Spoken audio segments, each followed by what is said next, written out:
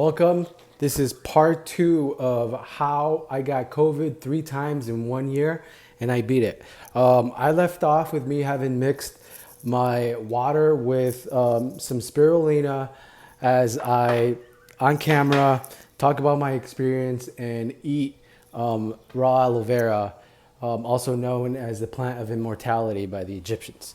So to recap from part 1, I got COVID January 31st, 2019, and it really hit me for about 2.5 months up until February 2020, Valentine's Day. I'm gonna take a sip now.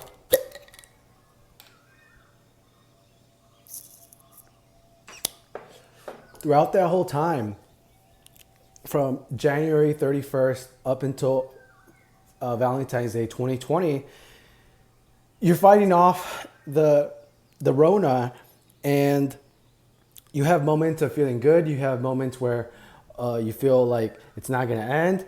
It was never really stable. And I think part of that instability manifested in how some people only had a loss of taste or smell. So with that being said, I was never really fully, I guess, out of the Rona waters. And that's how I ended up getting it again a second time in the summer of 2020. And then again, third time in the same summer of 2020. It was early summer and then late summer that I got it, that it came back. How did I even end up getting the idea that I should fast or that I should even eat raw aloe? To be honest with you, the idea had come from intuition and from a previous experience where I don't know what I had in my stomach, but all I know was that it was a virus, and the way that I killed it was by eating raw aloe vera. So after having had that experience, my whole thought process was, if aloe can do that for a little stomach virus, why can't it do it for an actual full-blown virus? That was really my thought process. Pardon me here.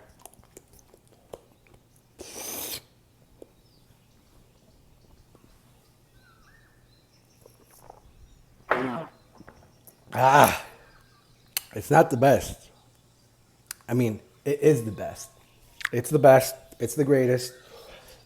However, the taste is not as pleasant as you'd like it to be. Let me take one more bite and then I'll carry on.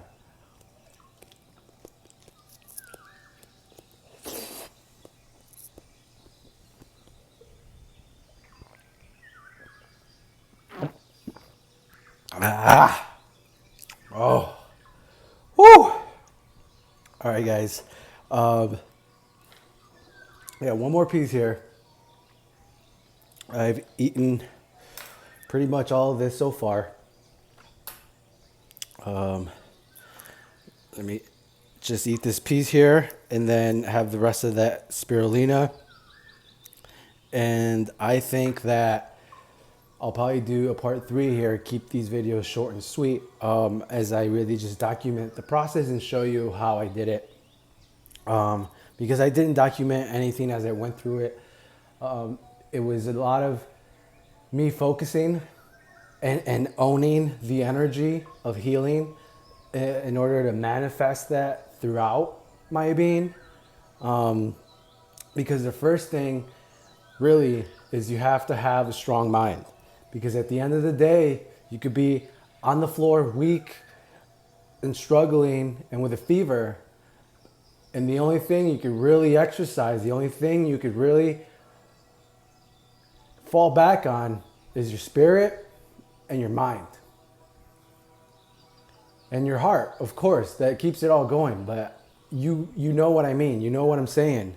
Is that when you feel so sick, when you see yourself so sick, what is the only thing that you can allow to really be healthy and live on is your thought process, your mind, your focus.